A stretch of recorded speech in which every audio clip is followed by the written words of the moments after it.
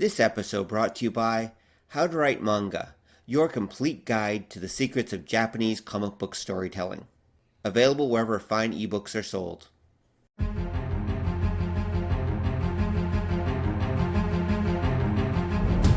The world has gone insane. Cosplayers rule the conventions, gamers dominate the tabletop, and the internet. Sci-fi subjugates the movies, and fantasy rules the bookstore with an iron fist. Only one group can bring order to this unruly mob. A team of uber geeks, masters of the nerdly arts, trained for decades in the hobby shops and basements of the nation. Mobilized by the secret masters, they are the Department of Nerdly Affairs. Hello, operatives, and welcome to the Department of Nerdly Affairs. I'm your host, Rob Patterson, here with my co-host, Don Chisholm. Wubba-lubba-dub-dub. Who's apparently been watching Rick and Morty. And we have a special guest tonight, Edd Vick, founder of MU Press. Go Speed Racer, go. There he is. Wow, Ed, way to date yourself.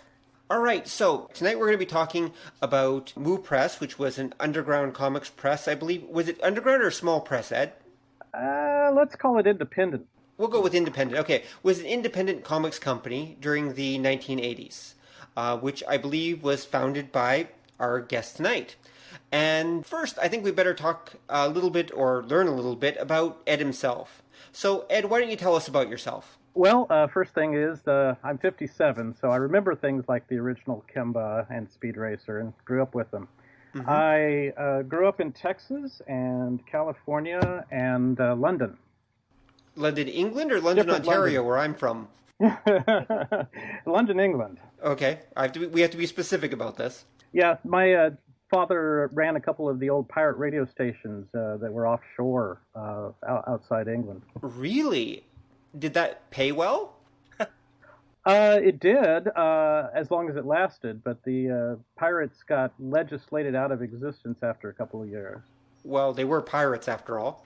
This is true, and there were real acts of piracy involved, including murder and taking over different stations. It was pretty exciting times. Wait, so were these pirate... Okay, let's rewind here a tiny bit for our audience.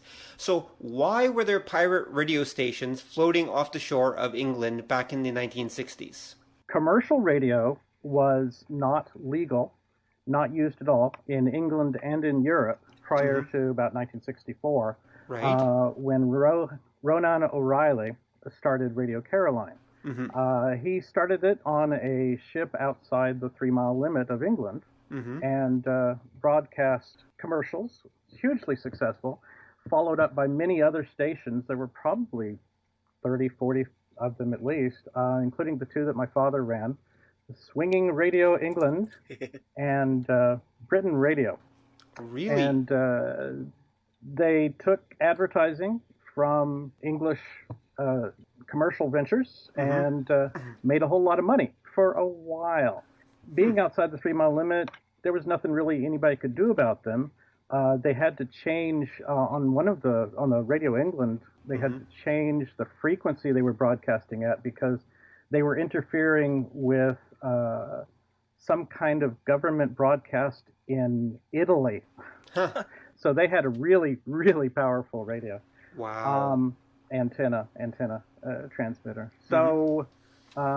What Britain finally did was come up with the Marine Broadcasting Offences Act, which made it illegal for British citizens to advertise on pirate radios. Stations. That's how they did essentially, yeah. My dad stayed with the radio for a while and took the ship over and broadcast in Dutch for a while, but it just didn't really take off enough, and so he went back to his first love, which was oil geology. Okay. Every time the oil industry would tank, we'd go off and do something else, and then when the oil industry in America would take off again, we'd move back to Texas and work in oil again for a while. That explains Texas. Huh. Yep. So, where are you based now? I'm in Seattle now. Ah, okay. I've been here since 1986. I was working for a company called Half Price Books which has like 140 stores now, mostly used, some new, books, videos, et cetera, et cetera. And I opened their first software store, Half Price Software, in Texas. And they decided they wanted to open one up here in Seattle. And so they moved me up here. It's really nice when somebody else pays for that. Oh, yeah. Thousands of dollars to move you. So that was really nice. Yeah, that was. And I got here in '86. And I believe Jeff Wood had just gotten here a little before then. Mm-hmm. And I was followed by a guy named Hal Hargett. And Wade Busby was a Seattleite. And the four of us became the Seattle Four and started publishing Comics FX, Comics Fandom Examiner, which was, our remit was to cover only creator-owned comics. Right. So anything from something that was put out by Epic, you remember that line that Marvel was doing for a while? Yeah. On down to just, the tiniest little 8-pager, mini comic. I published mini comics from about 1983 or thereabouts. I did one called Fan Tunes that ran 33 issues, I think it was. Right. And it was a mini comic, and I had regular writers for it, a guy doing columns or two, and then a lot of people that were doing cartoons for it or little tiny stories for it. Right. And so that kind of led to us getting together because Wade and Jeff and Hal all did their various publications as well. Right. Okay, so let's go back a tiny bit. So when did you first get into comics yourself? Like, had you been into comics for most of your life? I got into comics from a very early age. I won't say what it was I very first read. I don't remember that far back, but it was probably a Bugs Bunny comic book. My parents wouldn't let me read anything that had the slightest bit of violence. They were very right-wing, concerned about, violence and sex in comic books because they came out of the, 40s and 50s. Right, yeah. And so I could read, Bugs Bunny, I could read Donald Duck, et cetera, et cetera. And so Classics Illustrated, of course, was big because those were educational. Uh-huh. And so I kind of weaseled my way in once I got to be like 10 or 11, pretty old, by getting some war comics. My parents were like, oh, let me read it. Yeah, okay, you can get a war comic or two. And then another couple of years, I would get some superhero comics. I'd buy them at the store, and every time my parents would find them, they'd throw them all out. So, the classic throwing away your comic books. Right. And so after a while, they gave up on that. They said, okay, you can buy the superhero comic books. And about 6 months later, they were like, aren't you too old to be reading comic books? But, I just kept on going with them. I had a closet in the house, probably a classic situation that was just chock full of comic books. And after I went off to college, my parents gave away all my books to the church sale, but I managed to keep all the comic books because I'd taken them with me. Right. And I kept buying them. In college, I bought Cerebus #1 and the first, what was the Wendy Peeney, ElfQuest. ElfQuest, yeah. Bought those right off the newsstand at a Texas comic book store. So those were kind of early days of what we'd call alternative comics. Yeah. Because in the 70s, we went from only buying your comic books new from a store. I'd go to the 7-Eleven or whatever convenience store was nearby and buy them off of a wire rack, to eventually going to a comic book store, which I did in Amarillo, Texas. And then when I went to Dallas, Lone Star Comics had a couple of different stores there, and that was where I really started finding alternative comics. Okay, then. They had more interesting storylines, I think. Right. Yeah, I could definitely see that. I mean, at that point, I guess comics were probably still coming out of the whole Wortham seduction of the innocent, the whole comics code at that point. So the independents would be putting out much more interesting stuff because they weren't code approved, right? That's exactly right. And, you kind of, once you're in college, many people are going to grow out of reading so many superhero books. I didn't entirely leave it, but you're reading about a little more interesting storylines. I read some of the undergrounds; those started in the '60s. Most of the underground started in Texas, as a matter of fact, at University of Texas. Right. Out of their school newspaper. Really? That was Wonder Warthog and things like that from the '60s. Yeah. Okay. Yeah. I think if I recall right, that was the first recognized underground. I'm willing to be wrong on that, but it came out of UT in '61, '62. So the undergrounds were there for a while. The only thing that would have been really weird before that would have been some of the what were those 8-pagers? The ones with the filthy contents. Oh, the Tijuana Bibles. Yeah. Tijuana Bibles. That's right. So first you had the mainstream comics, although they weren't called that; they were just called comic books.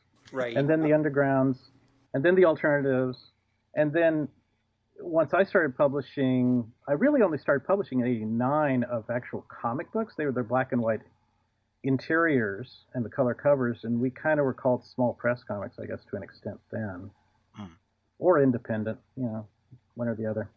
Well, how are they being published at this point? I mean, a lot of our readers probably aren't. I mean, a lot of our listeners probably aren't familiar with the method that they were using to publish back then. How were they actually getting these things on paper and putting them out? Sure. Okay. You'd find a printer. When we were the Seattle Four, Wade, Hal, Jeff, and I would use physical means of pasting up the contents. Obviously, computers were nowhere near sophisticated in those days. And we would use a hot wax machine and take strips of printouts from a printer and cut them to size and glue in, hot wax in, illustrations and move things. The benefit of the hot wax is that you can pull something up and then reposition it however you like several times. So you can't do that on the computer, but it was pretty easy. And we'd have boards that were larger than the publication because when you shoot something and make it smaller, then it looks better. Right. You might lose fine lines, but generally the aesthetic looks of the piece, it looks better. Right. And that was why somebody like Ditko would work twice up, twice the size of the comic page. And these days, a lot of people only work a little bit larger because it saves paper and saves their elbows. Right. Yeah. saves them some work. And then we'd go to a printer, and either you found a local printer, which we did with some books, or you'd go to a printer who was farther away but knew how to do a comic book. And we went to Quebecor for a lot of our publications, which was in Canada. Yes. The Quebec is kind of a dead giveaway on that. Giveaway. Yeah, pretty much, yeah. And they had been printing for Marvel and probably DC and just everybody else from the get-go, and they really knew comic books backwards and forwards. They wanted, though, to print a comic book that they could print 20,000 or 100,000 copies of something.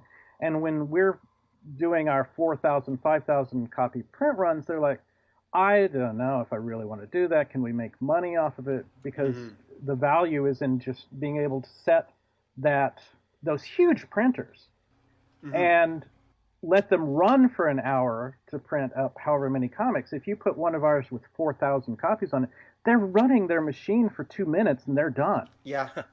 So then they have to set up the next one after that and the next one after that, which takes a lot more of their time.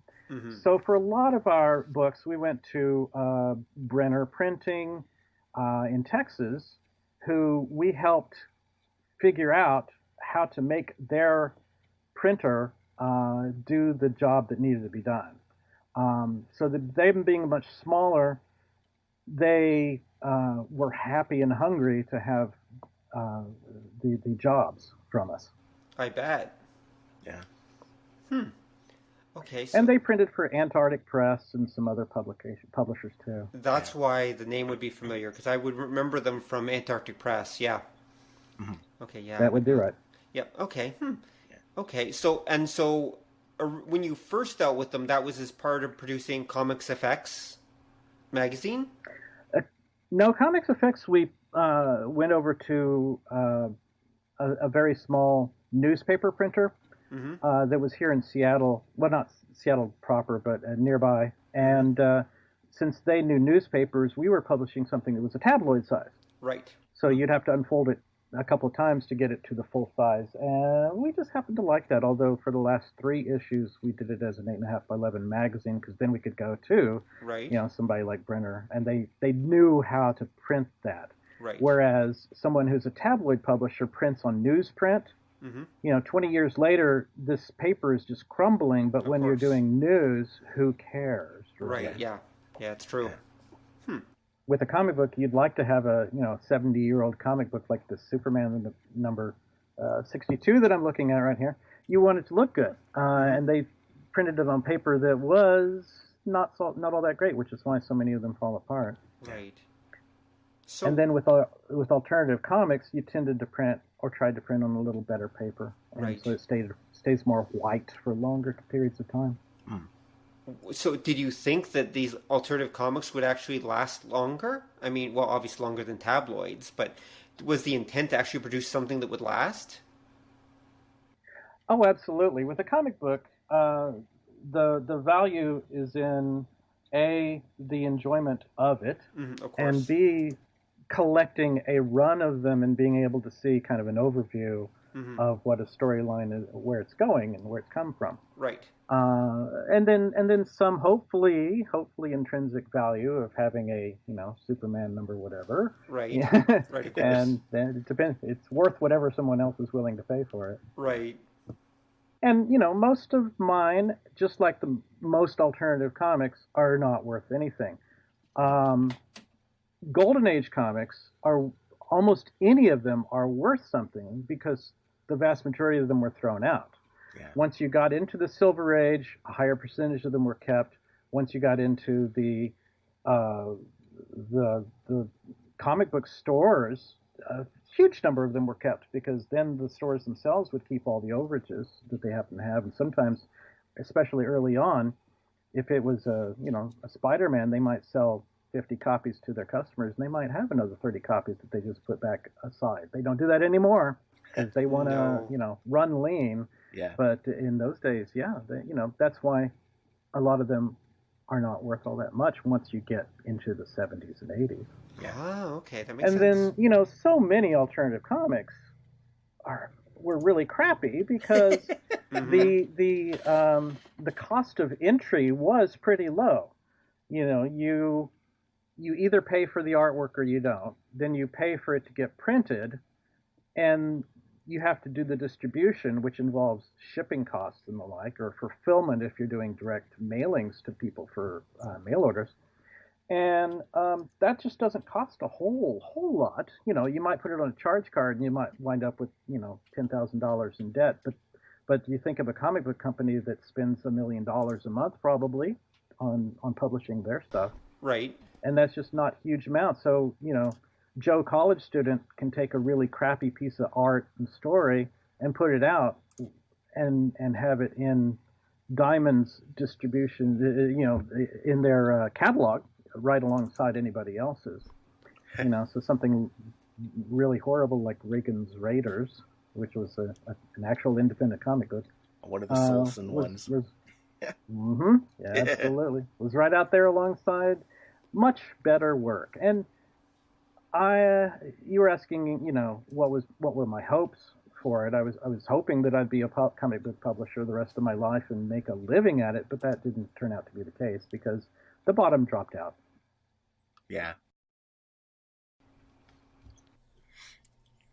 And it looks like we've got a special guest coming onto the show, Jeff Wood himself, who has been mentioned already several times, mostly in passing, has decided to drop by and join us. Welcome to the show, Jeff. Well, thank you. I'm glad to be here, and people tell me I'm special. Yes, that's a good thing to hear. Well, so, yes, you are definitely special needs. You are definitely a special person, Jeff. Yeah, well, I'm sorry I'm late. Just had a little bit of computer trouble, but I have quelled the revolt, and I am now online and with you. So, fill me in. What's going on? Well, we've just so far talked a little bit about Ed and his background, and we've just been going through the printing process, actually, of how comics were printed back in the day, and magazines were printed, I guess, too, because many of our listeners may not be familiar with how comics were made back in the past, considering how different it is now. Back in the pre-digital era. Yeah. Exactly. So, Don, I think you had a few questions about the printing process that you want to ask. Well, kind of. I find it interesting because I know Ed was giving some of the print runs that the print shops didn't like to do less than 20,000 copies. And it's interesting to note that this is, again, we're talking the 70s coming into the 80s, that for a mainstream comic, which would be like your Marvel, your DC, your Gold Key, like he had said, the ones that you could get on anywhere that sold like newspapers and magazines, at the time, anything that had a run under 250,000 copies was considered a failure. Right. That's right. And also, half the copies sometimes might sit on the rack until the next one comes in and then just get pulped. Yeah. Yeah, because that was the other thing with the comic shops, because the newsstands, they had a return policy where if it didn't sell after, I think it was 2 months, they would send them back to the printer and you get something back for every one that wasn't sold. But when the comic shops took off, you started having a more interest in back issues because they'd hang on to them and then make them available past that expiration date. Yes, because that was why they were called non-returnable, because the comic shop had to eat them somehow. Yeah. Yeah, because that was the other thing with that, too, when you're talking the beginning of the comic shop era. I remember it had been said that 20,000 was considered a good run for a comic. You had mentioned that you guys were doing like 4,000 or 5,000 copies. There was a time, mid-late 80s, where you'd get a lot of the independents, like I know you'd mentioned Antarctic, that a decent selling book for them, you were only looking like 2,000 copies in a print run. I wouldn't say 80s. I would have said late 90s, because that happened to us as well. See, if you were a comic store in the 1980s, you generally felt it was your responsibility to carry everything in the distributor catalog. Even if nobody ordered it from you, you'd have it on the shelf just in case somebody came in. But then, as we were discussing, some of those really crappy books came out, and nobody wanted them, and they just sit there. And if there was a number 2, the comic book store would buy it. If there was number 3, the comic book store would buy it. But then after a while, the more savvy comic book store owners would say, wait a minute, maybe I don't have to carry everything. And the ones that were carrying everything were the ones that the comic book stores died in the implosion. Yeah. Which was, what was that, 93, 94, right? Wasn't that when the number of comic book stores cut in a half or less? Just a huge number of them closed up, and that was a death knell for a whole lot of publishers. Yeah. I kept going. Antarctic obviously did, but there were many times in many books where I would either have to cancel something because the orders were too small, or publish something in a edition of 1,500 or something. When I started out, my first actual comic book that I published was The Desert Peach number 4. The first 3 were put out by Steve Gallacci with Thoughts and Images, but he decided he really wanted to just cut to publishing his own work in Albedo. Yeah. And then pretty soon he wanted somebody else to publish that too. But that's beside the point. Desert Peach number 4, which I published in February of 1990, and I think I sold 4,000 or 5,000 of those, and that was reasonable, and I could pay a page rate, because early on I did actually pay the authors. It wasn't strictly royalties. Paid the artists, paid the authors, and the numbers, that was not the very most I ever sold of anything, but that was pretty close, because I had 12 distributors when I started out. Wow. And one by one, every other distributor besides Diamond went out of business. Yeah. And guess what?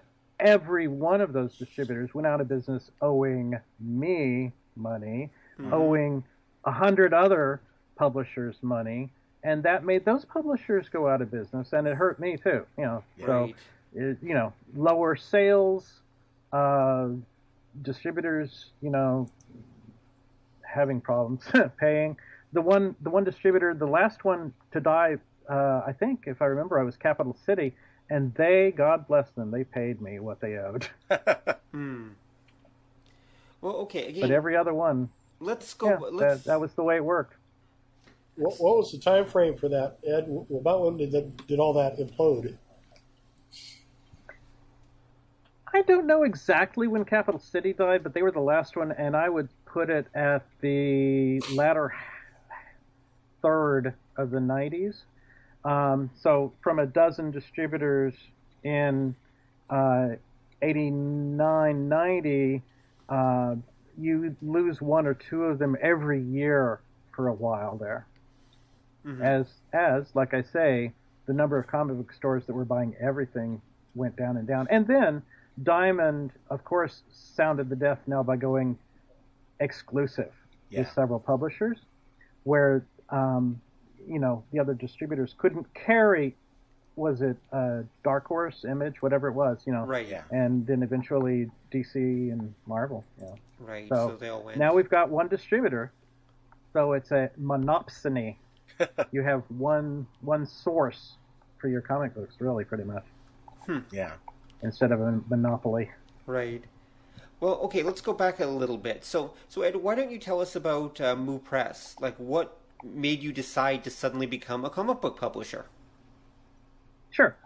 I started publishing fanzines in 1981, and my first fanzine was called Miscellanea Unlimited. Okay.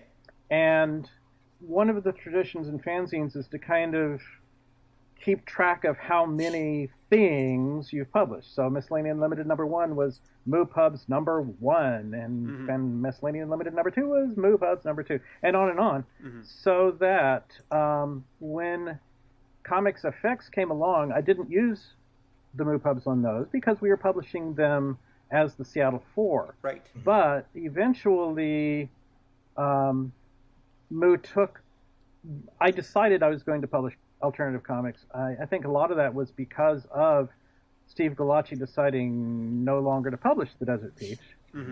And seeing another comic called Raj that no other publisher was interested in at the time, but I thought was, a good, fun story. And so I decided, there's enough interesting comic books that I am not seeing anybody else interested in, so I think I will go ahead and start publishing. This was 1989. And so I did Morty the Dog number 1 from Steve Willis. October 89 was my first book that got a MooPubs number as an alternative comic. And I'd already published 100 things before that.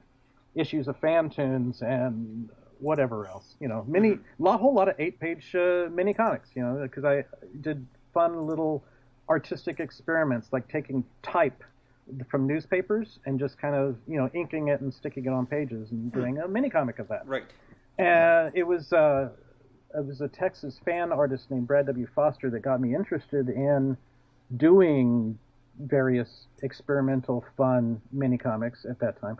And when I decided I was going to self-publish, I said, well, what would my publishing company be? And it was Brad that said, oh, well, there's no other choice. It has to be called MU Press, because that way you can keep doing the publishing, the MooPubs numbers, which seems perhaps an odd reason to keep the name, but the name worked. Right. I like the name after all, because I'd come up with it. And so now I've published almost 500 things, even from posters to a calendar to, all kinds of stuff, including Snow Bunny, Jeff. Yes, yes, indeed. That was our involvement. That was somewhere in the mid '80s, I believe, 87 to 88, something like that. Wasn't it, or am I misremembering incorrectly? No, I published the Snow Bunny book in 1991. Okay, that so was a little July. later. That was after later. I decided to go independent. Yep. Right. And then we did a follow-up, which was Mechanomoids, which I believe, gosh, that was 94 or something like that? Yeah, thereabouts. I don't have it in front of me, but yeah. And actually, Jeff and I did, along with, was it Wade, a sketchbook just a couple of years ago. Oh yeah. So we were still doing things. Although sadly Wade is now gone to his reward. Well, I think that's the last time we all appeared together as a Seattle Four, with Chuck Millville appearing as Hal Hargett, because Hal has been missing for years and years. But Chuck kind of stepped into his shoes and kind of being our fourth member. But now that Wade has passed on, I guess we won't do that anymore. Or we could do some recruiting, I guess. But I remember that we went to the Emerald City Comic Con, and I forget exactly which one it was, but it was in the last couple of years. And Wade, he worked in a printing shop that did T-shirts and whatnot. He did us all a very nice polo shirt with a logo for the Seattle Four. And the four of us appeared together at the convention, and Ed was selling his little sketchbooks with our artwork. And my son was there, and he got a little polo shirt with the Seattle Four, so we called ourselves the Seattle 4.5 that year. So my son being, I think, 8 or 9 at the time. So right. Now, was the Seattle and 4... you guys... Sorry to interrupt. Was the Seattle 4 back in the Comics Effects days and such, did you guys actually have some, local fame? Were you actually somewhat well-known? We were known within the self-published and independent comics fields. We'd receive hundreds of pieces of mail, and it was Jeff that actually processed all the mail. We'd get loads and loads of things to review and letters of comment and such, but we weren't known in Seattle per se, outside that outside that field, right? Yeah, I would say, yeah. Back when I was publishing Fantoons, my little mini comic, I actually just sent it to distributors. I solicited it, sent it to actual distributors. So I was one of the few, along with the amazing Cynical Man, that actually came out in comic book stores in a mini comic form, as opposed to comic books in those days. But yeah, the Seattle Four was basically the four of us deciding we were going to publish Comics FX. Right. Yeah, that was our big project that we did together. And the Seattle Four lasted essentially until 1990 with Comics FX number 14, which was the issue when I took it on as a MU Press publication. Not to say that people like Jeff and Wade is still reviewed for it, but we had other people come in and guest edit issues like Chris Lightfoot and Toivo Ravainen, and they took it in a little different directions, but we still had interviews and comic strips and all kinds of great stuff in there. And that worked for me because it was about that time that my wife and I went back to school. We went to WSU in Pullman, Washington, and we weren't available in Seattle anymore, so it was kind of good that we picked up some extra help that way, kind of take up the slack. Yeah. And so Comics FX lasted 20 issues. The last issue was edited by Toivo, and I think it had a Phil Folio interview in that issue. And that would probably have been 92, 93. Wow. Because MU is still around, isn't it? No. No? No. I still had, until a few months ago, the website, mupress.com, and I'll probably go ahead and get it back up and running again, where I'm selling the back issues, but I stopped actually publishing 10 years ago. The MU Pub's numbers are continuing because I still do fanzines and such, contributions to various APAs, which is a whole other world. So I'm still publishing things, but they're just not generally available. Okay, because I've seen, for MU Press, one of the last things you got was the Post Bros. I published Matt Howarth from about 93 with some of his Post Brothers single issue stories, and then the actual Post Brothers themselves came on once I was doing Aeon, which was a sub press for MU. subcategory because I felt like MU was getting a whole lot of furry books. Right. And those are all well and good, but I felt like I was getting typecast a little bit. And also, it never hurts to be up near the front of the distributor catalog. So with Aeon, Aeon, I was very near the front of the catalog. Yes, you were. And so then I was doing Post Brothers and The Desert Peach by Donna Barr, and various other books. And that started in '93, and I continued those past the end of MU, I think, actually. Okay. So that's when you started the Aeon specifically, how'd that work out?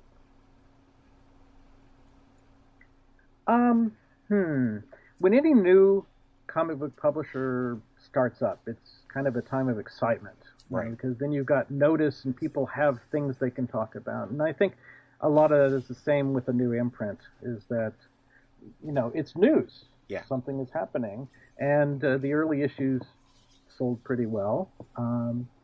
And I was publishing books with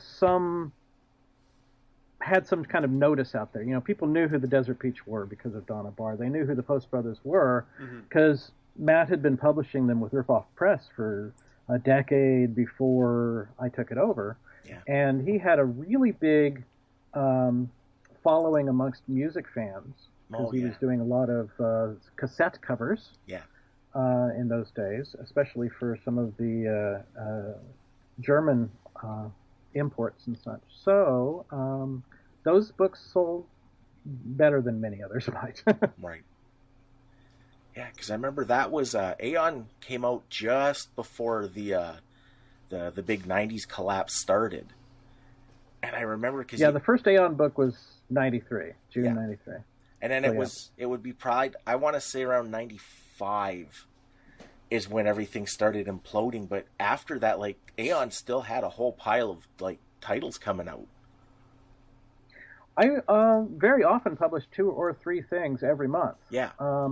It was a good idea not to let a month go by without having something out there. And the more often, obviously, that you could publish something, the more it would be in people's faces, the more they would want to follow it. And so Matt Howarth was just a workhorse with this book coming out bi-monthly for years with us. Yeah.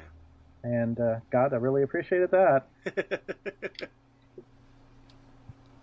So, Ed, what was your proudest moment in comic publishing? Like, what's the thing you're most proud of as far as being a publisher? I think it's got to be publishing some of those books that I don't think would have gotten published if I hadn't done it. Blue Moon from Charlie Wise, Desert Peach, even the Post Brothers are pretty idiosyncratic. The art styles are not necessarily what you'd see in your run-of-the-mill comic book. The storylines, the gay younger brother of Erwin Rommel, the Desert Peach, that's not something that may necessarily have an enormous following, but by God, I'm interested in it, and I hoped that there might be enough other people. I really went with what I wanted to see when it came to what I would publish. So that's got to be really what I'm proudest of, is that I put out books that just might not have gotten out there otherwise, and supported some people, with those page rates. I supported some artists for a while. So that's interesting, too, with, say, you and Jeff, how you went the editorial route, and Jeff started focusing more on actual producing a material. How does that... how does that come about? Well, I'm more of a writer. I've sold 30 or so short stories, but I haven't done a lot in comic books. So within comics, I was more of a publisher, just because that's, when you do that, it's hard to do many other things at the same time. I also had a full-time job, so publishing, doing a job, that pretty much takes up your time. Jeff? Well, we were talking about, I'm getting a little bit of sound break up here. Can you repeat the question? Oh, yeah, it was the idea with the two of you had worked together, especially as part of the Seattle Four, but Ed went more editorial, and then you went more into the actual production of the comics. I was wondering what kind of motivated that direction. Well, if you're talking about the Comics FX, a lot of that was the fact that we kind of divided chores, and I was in school full-time at the University of Washington at the time, which is in Seattle. It was not far from where Ed lived at the time. And my classes took me right by the post box where we had all of our mail, and this was all pre-internet, so everything that we received was via the Postal Service, and I was able to drop by the box and pick up an armload of mail every day, and then between classes I would go ahead and process it. And this just worked really well for my schedule. And then we had Wade Busby doing the paste up work, the actual kind of the grunt level design, graphic design work, because that was his specialty. And he was really good at it. So we all had kind of like our niche that we all worked at for the Comics FX. We were able to kind of complement each other that way. And of course, I think we all felt that out of the four of us, Ed was probably the most mature and probably the most businesslike. So he kind of got installed as the head guy by default, by kind of like, excuse me, common experience there. We all decided that he should be that guy. I did the accounting, and I also had the charge card. You know, the guy with the money, he can make the rules pretty much any way he wants to. Plus, he was Ed was working at a place called Half Price Books at the time, and so he was able to get things that came into Half Price Books. Like, is that where you acquired your printer? As I recall, yeah. Ed, we got a really good printer there. So, yeah, that was kind of his niche that he was able to bring to the group, his superpower. And by the way, the Seattle Four, we were superheroes for a while there, as I recall.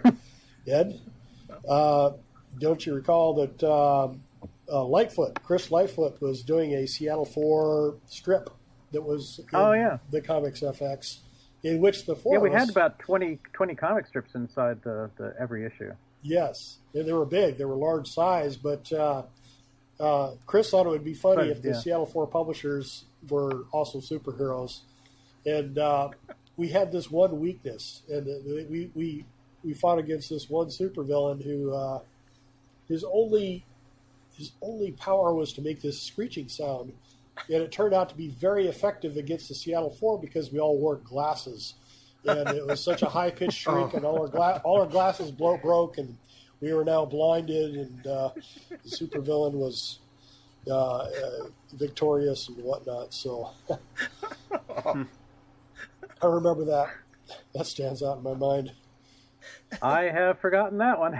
Oh, aren't you glad you invited me back? So, anyway, a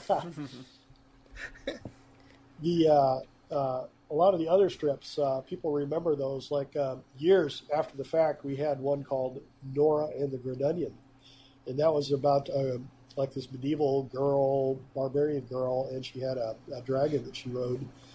And that was done by Jose Montes. And he very cute art style on that one. Oh, just gorgeous, very anime style. And he passed away a number of years ago. And I actually had people like I'm active on DeviantArt, which is a kind of an artist website. I call it like the world's refrigerator door that everybody sticks their artwork. Pretty much, yeah. And I happened to post a little note on there. I said, Jose Montes, my buddy, he passed away, and all sorts of people wrote to me and said, "Oh my gosh, I remember seeing Nora and the Grenadian in his website." So, I'm sorry, not on the website, but in the Comics FX on the pages there. So I posted up on my own website. I posted some of his strips there, just kind of a memorial to memorialize his passing. And I actually had one lady, she actually made fan art. She made Jose and Montes, Nora and the Grenadian weeping for the artist who's passing. So, yeah, pretty amazing. You don't know how far these things go until, years later when people bring it up and they say, yeah, I saw that there and I remember it. Right. And they even respond to, current events and say, this is what I remember. And produce new artwork for it. That's one of the things fanishness does for you, is creates a memory. Yeah. Absolutely. Yeah, I think I gotta say, when you say stuff like that, I think for me personally, one of the reasons why I enjoy comics, and I always have and probably always will, is because of any form of entertainment, comics are pretty much the only one anymore that's a one-man show.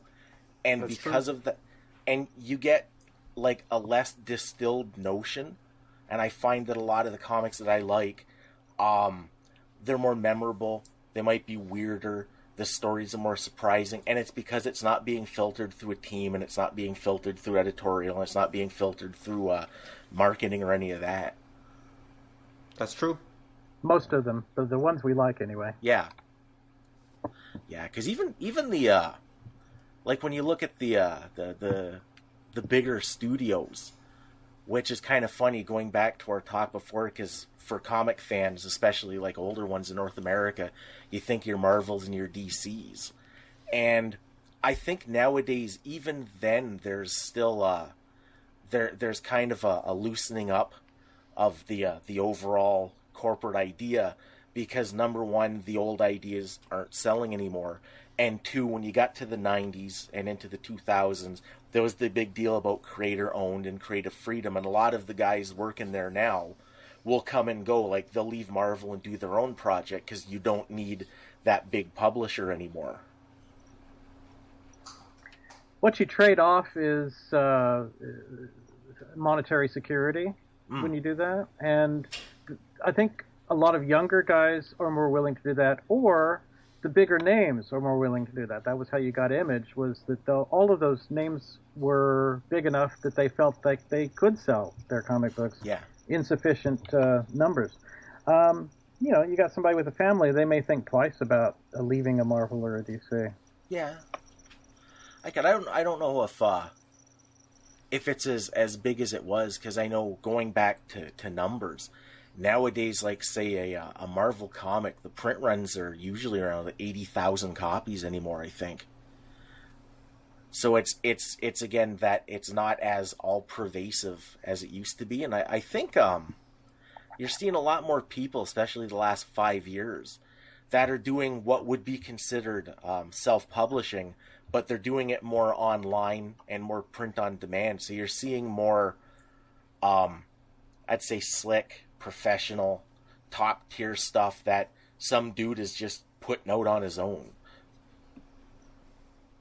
That's true, and if you're going to do something online, you can do it for free. I think we were talking about Chuck Melville a little while ago. He does several comic strips. Mr. Cow, that is one of them, and you don't have to really pay much of anything because you get to put them online for free, and if they take off, that's when you do a Kickstarter and publish them in the collection.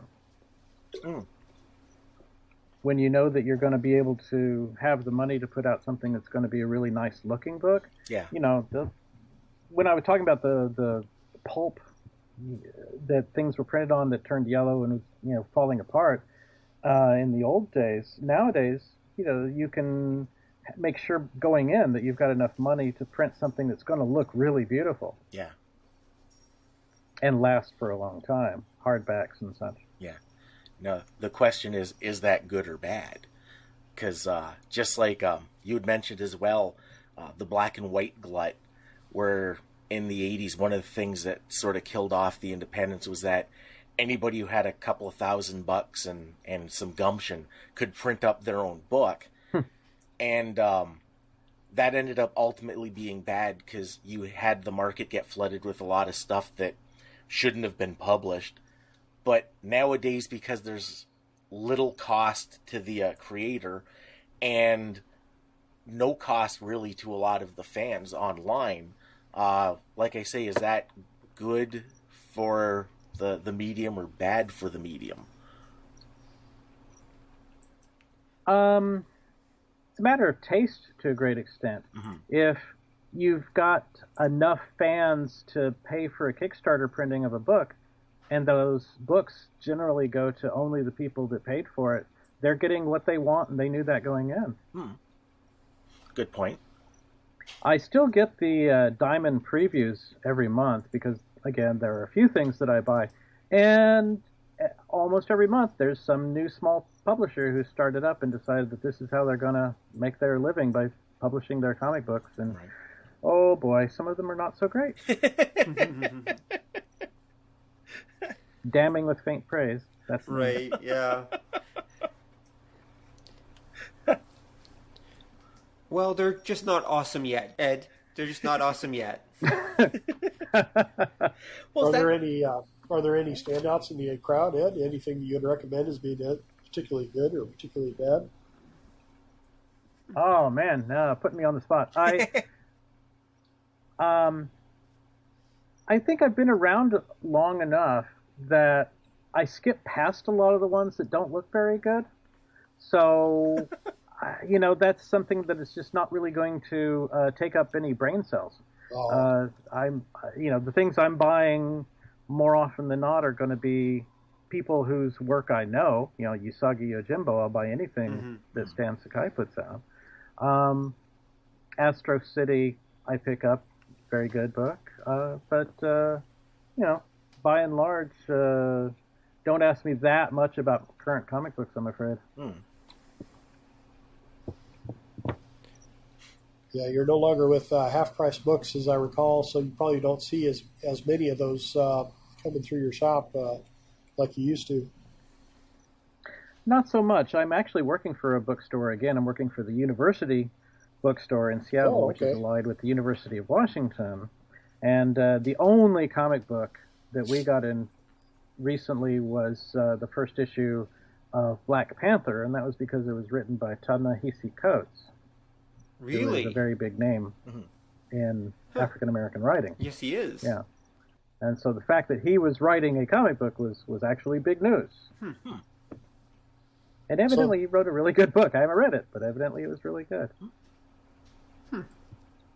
But we do carry graphic novels, we carry manga, and, comic strip collections and such, but I don't get very many of those anymore. Now, is any of your old MU any of your old MU Press publications, are they still in print? Like, is there anything that MU Press still puts out? What's still in print? Anything that hasn't run out. Okay. When my wife and I last moved, we told our real estate agent we were looking for a house with an attached warehouse. Okay. She didn't believe us. She kept showing us little bungalows, and bungalows is not big enough for our books because when I moved, I had 200 boxes of books, and my wife had another, 100 boxes on top of that. So we finally found a place because a friend of ours likes driving up weird streets. Okay. And he drove up a street in the middle of an industrial district, I kid you not, that is also a green belt in Seattle, and said, I think I found your house. And it was a house with a detached 3-car garage. So I'm sitting in it right now, and my 3-car garage is 1,000 square feet, which is beautiful and packed to the absolute gills with comic books, magazines, movie posters, everything I've collected. Wow. And when you work for a used bookstore for 20 years, you collect a lot of books. It just works out that way. And so when we come to MU, yes, there's a corner of this warehouse, 3-car garage, and that's still full of everything that I didn't toss or sell. And when I say toss, there were a couple of times we had to move when I said to myself, I don't think I need 15 boxes left of this particular whatever. I'm not even going to say what it was. Right. I think I can get away with 1 box left of this book. And so, yes, there's many, many books. I have practically all of the Matt Howarth books still available. Quite a lot of Donna Barr's Mad Raccoons by Kathy Hill. But a lot of the earlier things, Snow Bunny is sold out. Or Raj is sold out. A lot of the earlier books are all gone by now, but there's still thousands upon thousands of books here. The problem is that, like I mentioned earlier in the show, I don't have my website any longer.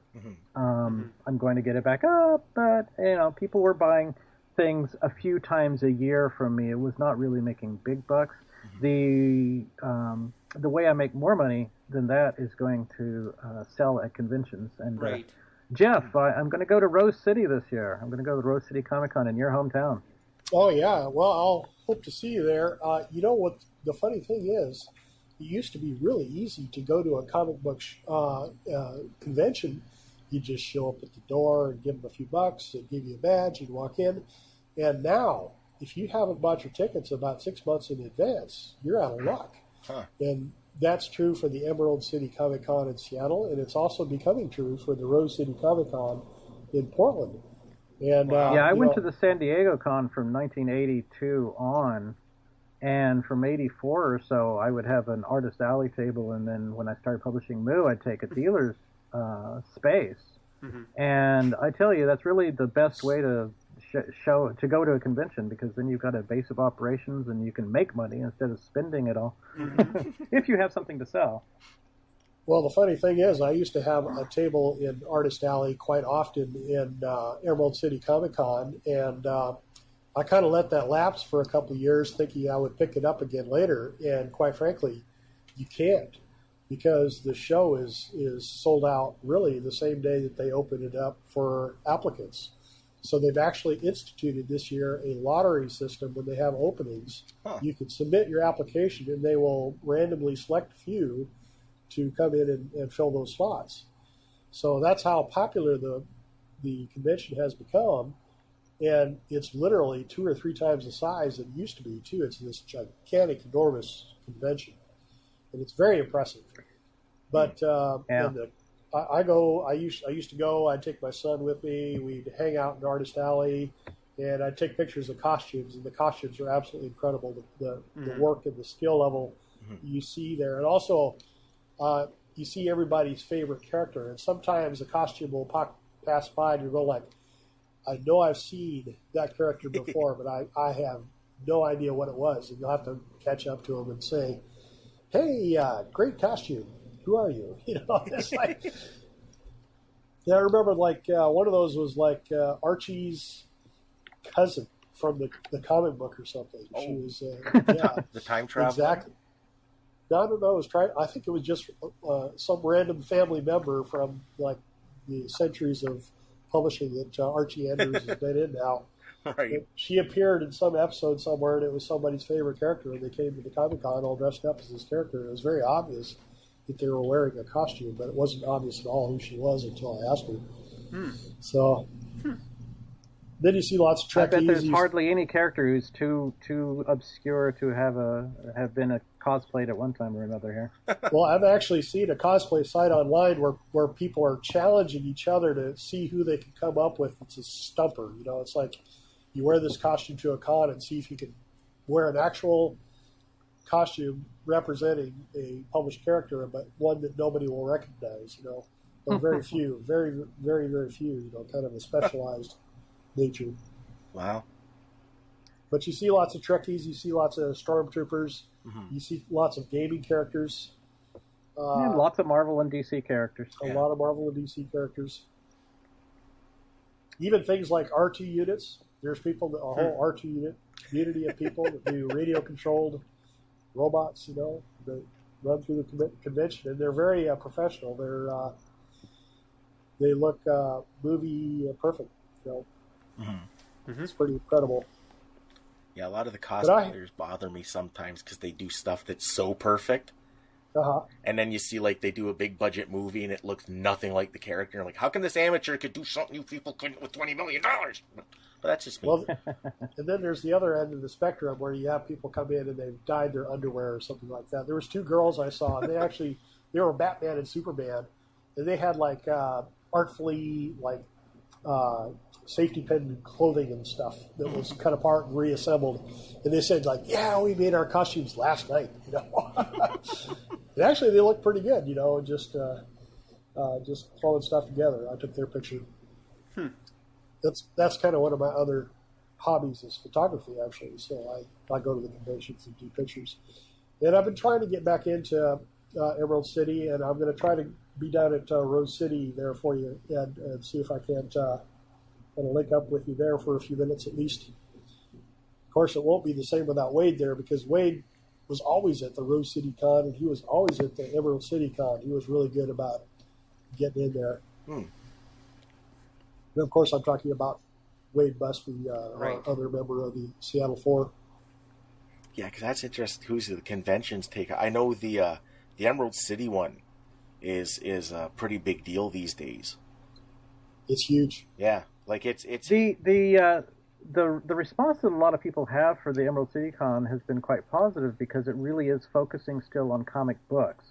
Whereas, the San Diego Con, for instance, is really focused a lot more on Hollywood. Yeah. Being its proximity there. And I really like the atmosphere at Emerald City a whole lot more. I can believe they that. They have their Hollywood partition. They have a lot of actors come in and meet the people, but that's a little bit segregated from the floor there. So there's kind of like the comic book area, and then there's the people who want to meet the celebrities on a different floor. And I think that works pretty well too. Yeah. Yeah, because I know that was a lot of people complained about the Comic-Con, was that it's not as much a convention as it's becoming viral marketing for all of these big budget things coming out down the within the year or so. That's what San Diego kind of became. It kind of became kind of like this trade show for all the great big studios. Yeah. And the people who had like old boxes of comic books were really feeling squeezed out of that. Do you agree with me, Ed? Is that kind of your take on that? Oh, I would entirely agree. And even at Emerald City, you don't see as many people, individuals with stuff.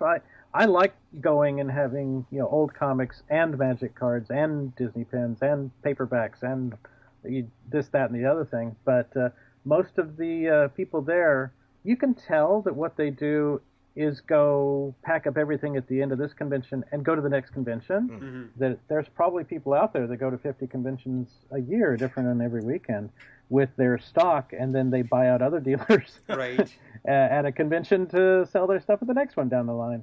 Yeah. I had some Golden Age comics at my table at Emerald City, and they were entirely bought by different dealers. I don't think I sold a single one to a fan. Weird. So I think they were just going to buy them and then mark them up and sell them at their own tables the next time. Sad, but true. Yeah. I seem to recall you had some pretty expensive titles there too, as well, Ed. You had some rare and valuable comics. I did, and I had Fantastic Four #1 at this latest one, and Spider-Man #1, which was nice. And then at the very, very end of the convention, I traded 8 out of 9 of the power cards for Magic for a whole bunch of Golden Age comic books, that I'm looking at right now, and they're very cool. But I will probably resell them down the line too. So I'm guilty as well. Wow. That's kind of the fun thing, though, of going to a convention is you look around and you can meet the celebrities, but you can also buy T-shirts. But you also find these little treasures, kind of like this. It's kind of like the world's largest rummage sale in some respects, because everybody's got like an old box somewhere of stuff, and you can dig through it. And you can find treasures of things that mean something to you, and maybe they aren't quite so valuable, but it's fun to see them again after so many years. Like I recall at the Rose City Comic Con last year, or maybe it was the year before, I'm losing track, they had one table full of ancient video games. They had all the Atari video games and all those really old cartridge level type games that I don't know if anybody actually plays those anymore. But I showed my son some of the ones that I had played when I was his age, and that was kind of fun. And he got right down to it. He picked up that joystick and he was gonna figure this thing out. And I thought, boy, that's just pretty much what I did too when I was his age, So that was fun. I let him play the E.T. game cartridge on Atari for a while. Oh, man. Take me back. I know. And then I was going to say I'm a bad father. But anyway, yeah. I had to show that it's so it's so like famously bad. I had to have him Right. try it just for fun. Actually, he was getting it figured out too. It's just that there's a lot of places in the game where if you get stuck, you literally have to reset it in order to get out of your predicament. Oh, see, that's why I had to buy a house, because I end up with stuff like old video games and model kits and that, but I can't bring myself to part with them. So, well, you know what happened to me? I would expect most of us are not quite hoarders. Jeff was really good, though. Jeff actually would bring all of his stuff to the con and sell it at his table for $1 or $2, so I would make sure that I was the first one to look at the boxes and stuff. Well, the thing was, I was not a collector, so they were all just fun comics to me. So I sold like an Albedo #1 for $1. Mm-hmm. People are saying, like, $1, really? And I'm saying, well, yeah, I guess. Is it worth more than that? Like, oh, yeah, probably $300 or $400. But yeah, and the reason I did that is because since I'm not a collector, I would read the comics, I'd enjoy them. Maybe my kids would read them too. And I don't have a whole lot of room in my house, being that I have kids. Mm-hmm. So I have to kind of liquidate the collection every now and then, or at least reduce it. Mm-hmm. Yeah. So a lot of these things go to conventions because I keep them in good shape. I bring models, and I bring figurines, and I bring comic books, and I bring hardbound books, and all the stuff that I don't feel that I need anymore, and sell that at conventions. And usually it all sells too. It's like it's a great place to bring your kind of like your garage sale fan level stuff, because somebody there will buy it. Yeah. If you're putting those kinds of prices on it, yes, indeed. You'll notice at that last convention, I got a little bit smarter. And I went on eBay and I found out what the going rate was for a lot of these things, and I got it. So I made a lot more money at that particular one. But yeah, I should have been doing that to begin with. But oh well. I'm glad somebody got a good deal out there. That doesn't bother me. Right. So to refocus for a second here, on back onto comics and away from conventions. Not that this isn't interesting, but so Ed. Oh, did we have a theme? Yeah. Well, we're just talking about comics and you guys in general. But I just wanted to ask. Sure. So Ed, if you had any advice for someone who wants to go into the comics field, what would you say? What advice would you give them? Don't go into it for money. Go in for it for love. I mean, what is that? 10 words or whatever. Right. You if you try to make money at this, go into advertising. God, go into anything else. There's an old joke that what's the best way to make a small fortune in publishing? Mm-hmm. Start out with a big fortune. Right. So just don't. What you want to do is go with your passion. Mm-hmm. Do what I did. Find things you really love, and then you won't regret having maxed out your credit cards. Right. Practical advice these days is do it online first. Right. Take advantage of the freebies that you can. Get a Patreon page. Go with crowdfunding, because it's there. Right. And if you're good, you'll get the followers. If you're good, if you improve, then you'll sell them. And there's plenty of people that have done that. Look at Girl Genius. Mm-hmm. The way that they, that Phil Folio was making okay money publishing books that other people, doing art for books that other people were printing. And then they decided to do Girl Genius themselves, and were not making money at it. They did Xenophile, which was X-rated and made a lot of money for a while. But then Girl Genius didn't. Then they decided to give it away online, and that was the key to their freedom and their house. Buying a house is really nice when you can do that with your publishing income. Right. Yeah. Is he still there in Seattle? Yes, he sure is. They own a 3-story house, and they were really smart. They bought it from the guy who built it, who was an architect. So that house is so overbuilt, it's not funny. It's going to be the only thing still standing when the big earthquake hits Seattle. Wow. I don't know if you realize it, but Seattle is expecting an earthquake somewhere between a 7 and a 12. Jeez. Okay, then. Yeah. Well, it's on the West Coast. That's kind of obvious, I suppose. Like they say. Oh, it'll happen. It'll happen. But, it could be 1,000 years from now. You never know. Yeah. Expecting is an interesting term when you're talking geologically. That's very true. Could be now. That's true.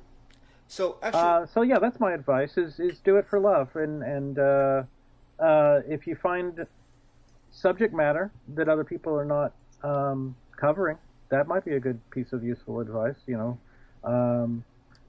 David Lasky did a book about musical family, and it really took off and got a lot of notice in Library Journal and the like, because it was a biography that was in comic book form, but nobody else had covered it. Mm-hmm.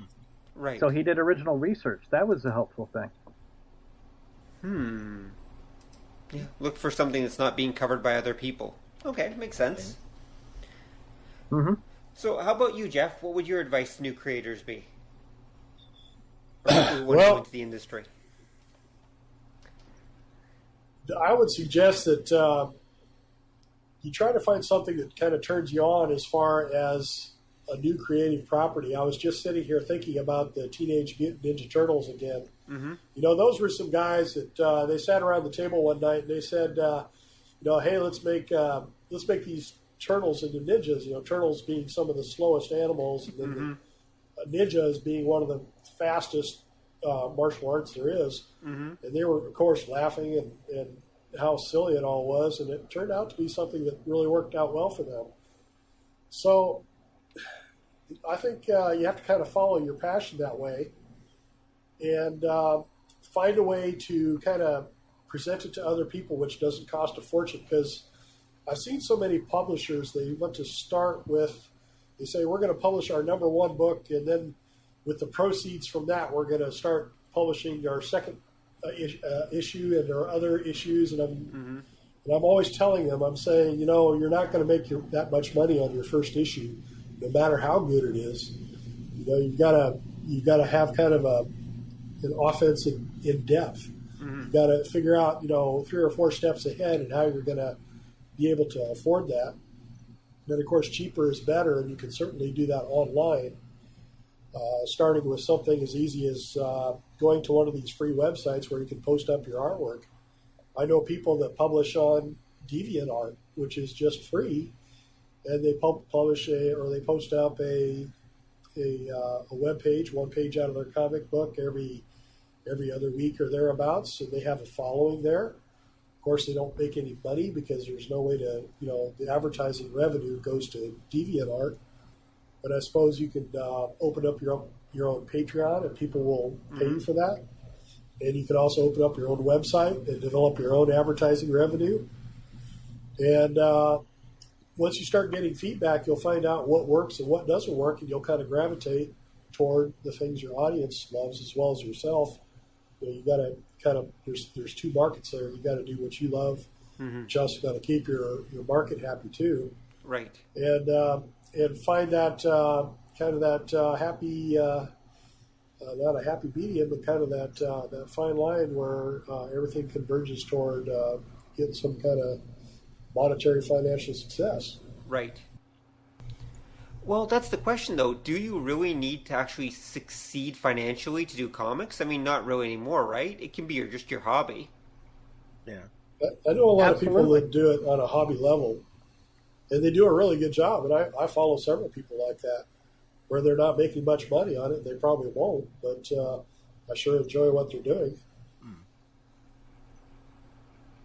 Well, that's one of the advantages of the internet, really. It allows people to do things like that. Yeah. As someone once said, the greatest part of the internet is it lets everyone do anything they want. Of course, they also said the worst part of the internet is it lets anyone do anything they want. Yeah. That is true. And it's hard to find things. I mean, it's gosh, it wasn't Andy Warhol who said that 99% of everything is crap, And that's probably an overstatement for the internet. So what you need is a good filtering program, and the best way to do that is kind of get connected with people who have the same interests as you. Right. I can't tell you how many times somebody said, you got to check this out. This is great. And that it's almost like an online word of mouth. Right, yeah. Where stuff gets out and people start gravitating that way. Right. And, of course, DeviantArt is a wonderful thing for that because it has the favorites. And if you find somebody whose artwork you like, then if you go to their favorites gallery, you'll find out that a lot of things they've selected are very similar to the subject matter that they have in their own gallery. Right. And it kind of opens up, more possibilities for your interests as well. And then 12 hours later, you can finally surface. Yeah.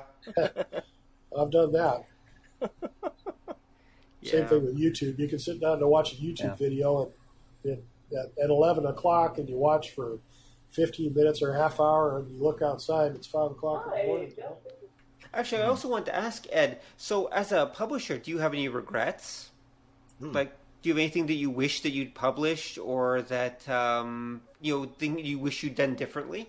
Well, it's always easy to second guess yourself. Right. But if I had done, one thing differently, what kind of cascade would that have started? Right. I do remember that sometime around 96, several people sat me down for an intervention and tried to teach me the meaning of the word no. Right. N-O. Because I tended to really like a lot of stuff, and if I liked it, I wanted to publish it and maybe sell another, not nearly enough copies to make the money back, and that helped lead to the demise of MU. Is that maybe I should have focused on publishing, 2 really good books or 3 really good books, but then I might not have found something that I really liked and gotten it out there. So who knows? Regrets, I've had a few. Is there any one project that you had that you felt should have been a lot or should have had a lot more exposure? Could have been a real success if you could have just sold a few more copies of it and got the word out there? Sure, every single one of them. Okay. I think actually, that all of them that. What's that, Jeff? I was going to say I'll buy that. I've seen the books that you've done, and they've all, I thought, had some redeeming quality, which should have given them success more than they did, I think. But being a small outfit like MU, it's really hard to get enough of the volume out there to make it self-sustaining. Here's my regret. Okay. Here's my regret. Maybe I should have gone all in. Maybe I should have quit my day job so I didn't have, something else to divide my time with. Maybe I should have really worked on it because I think I did a really great job of acquiring comic books by cool, idiosyncratic artists and writers. I think that I published them pretty well. Catchy logos, great looking covers, production values that were decent. Where I fell down was promoting them, and maybe if I'd had another 40 hours a week, I could have made them more of a success than I did. So there we go. That could easily be where I could have done a better job. Like Jeff says, maybe if more people had seen the books, maybe more people would have bought the book. Maybe if I'd started 5 years earlier, it would have made a big difference too, because when I started, you couldn't publish anything and sell less than maybe 3,000 or 4,000. But 5 years before that, you couldn't have published anything and sold less than 9,000 or 10,000. And that would have really given me much more momentum, more copies out there for people to see. Dark Horse Comics, their first few books were really crappy books. They had some really bad stuff early on.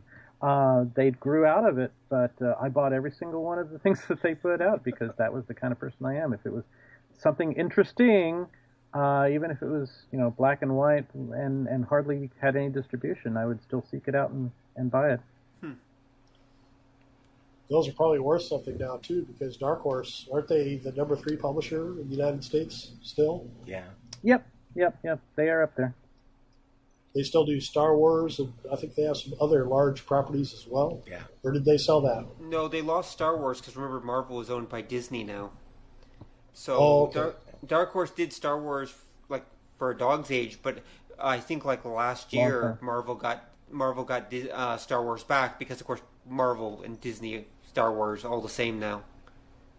Right, same company. Yep. But Dark Horse has plenty of very successful comic books. Yes. They were doing Hellboy, which just ended too. Yeah. Hellboy ended. And that was. Mm-hmm. Yeah, he just published the last issue. Didn't Hellboy die at the end?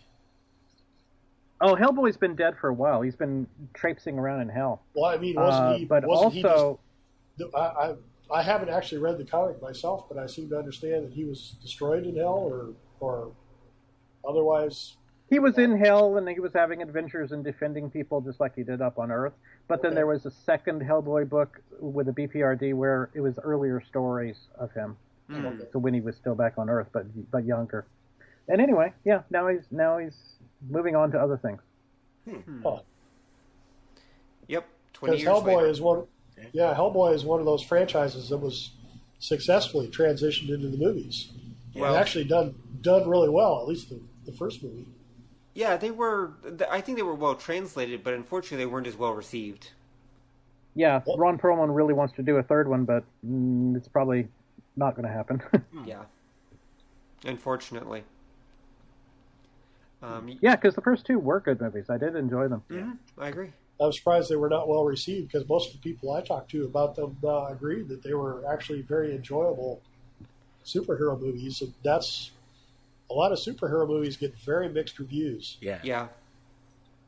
So Hellboy was kind of unusual that way, that it got at least audience approval. Yeah. It was well received, but I don't think it was just general audience material. Like, I think that among the geekier set, I think that the Hellboy movies did actually very well. But as far as general audience go, I just don't think it really caught on. Or they really caught on. Maybe. I thought. Yeah. I mean, a bit of cult movies to an extent. Exactly. 'Cause I thought the first. Let's turn this one- around. Let's turn this around for a second. Rob, Don, are there comic books you guys are reading now still? I read tons of them, like every month. One of the ones that I like is because the big thing now are the big collections. There's a lot of old stuff that I didn't get a chance to read because I was too young. It wasn't available, or I wasn't born yet. And there's a lot of the old stuff that I really enjoy.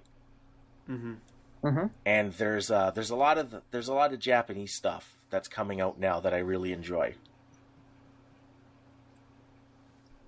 What are a couple of those? One Punch Man. One Punch Man. Yeah. That's one of the greatest things ever. I really like Frank and Fran. Have you been reading Assassination Classroom? Yes, I have. Yeah, I like that one too. Yep, that one's pretty good. Yeah, there was a few. They just started. I think. Was it Dark Horse is printing I Am a Hero? Really? Yeah, but they're printing these giant. They're like 500-page books of it because I just got the first official one of that, and that's a good series. Yes. Actually, a movie version of that, a live-action movie of that, just came out in Japan. Huh. They were advertising it when I was over there. Wow. I was just in Japan a few weeks ago, so. Yeah, no, I'm afraid, but in my case, I don't really read much in the way of American comics anymore. There hasn't been that much that's interested me. I kind of fell out of. I used to love superheroes, but I kind of fell out of them years ago. And so I just never got back into them. So mostly, I'm like Don. I read various fan translated Japanese stuff still, kind of casually. But I don't. But I don't really read that many American comics anymore, which I actually regret a little bit because I know that there's a wide variety of stuff being done, and I'm sure that there's some great stuff out there. It's just I just haven't found my way to a comic shop in a very long time. Well, a lot of the better stuff is not coming out in the serial format any longer. It's just being published as a book, like Fun Home by Alison Bechdel. Yeah, I think that's kind of nice too. That the compilations and I guess the graphic novels, as a lot of older folks might want to call them, I'm okay with the term comic book. It's just a big one. Because they're coming out in those volumes. I've noticed a lot of American stuff, even some of your Marvel and DC, it's starting to follow the European template where they're writing a progressive story, but they write it in bursts because they know that it's going to be collected in these big books that are going to be available forever. So they're realizing you can't do like the throwaway stories, like especially say your Marvels, your DCs used to do anymore. Right. So, and I think how many hundreds of thousands of copies has Watchmen sold by now in a collected version? Yeah, and that's Millions. Yeah, because Probably. that's the same thing too. If you notice, like DC especially, their monthly books, they publish them so that they're semi-serialized, so that say 5 issues are one story, and then they collect it as a graphic novel as that one story. Right.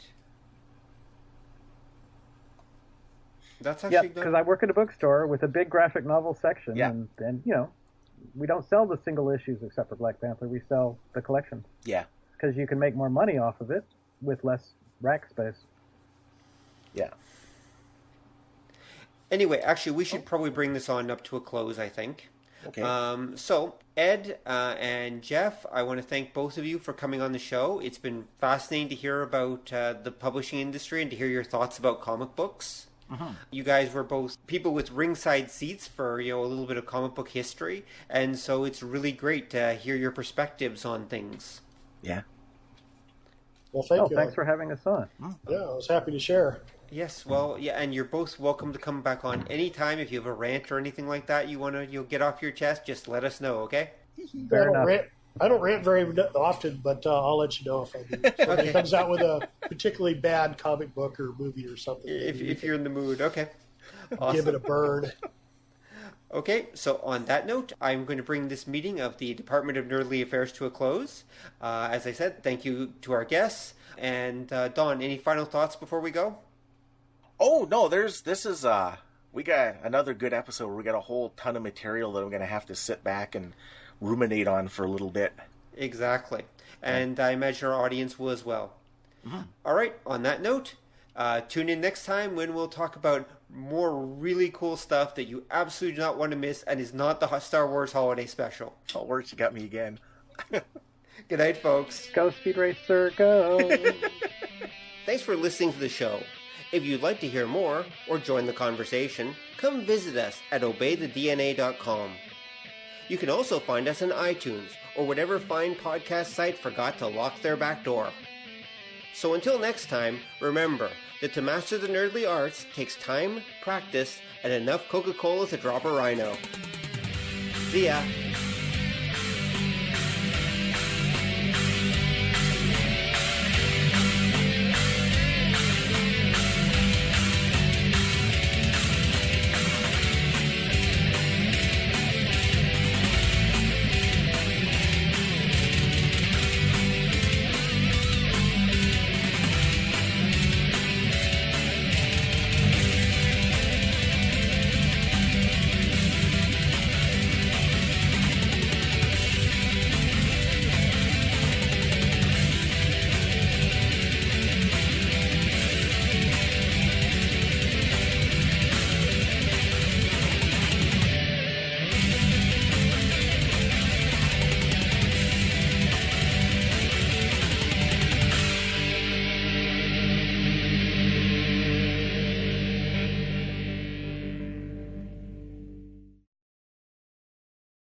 Come on over and join the conversation at obeythedna.com, where you will find show notes and more.